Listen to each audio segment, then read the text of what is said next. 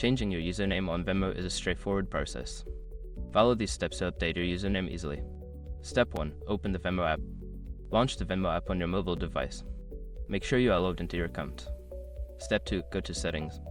Tap on the menu icon 3 horizontal lines in the top left corner of the screen. From the menu, select Settings to access your account settings.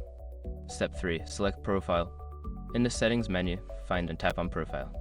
This section contains your account details, including your current username. Step 4. Edit Username.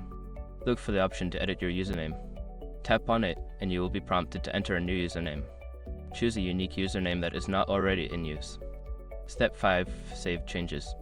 After entering your new username, make sure to save the changes. Look for a Save or Done button and tap it to confirm your new username. Once you have completed these steps, your Venmo username will be updated. Remember that it may take a moment for the changes to reflect across the app.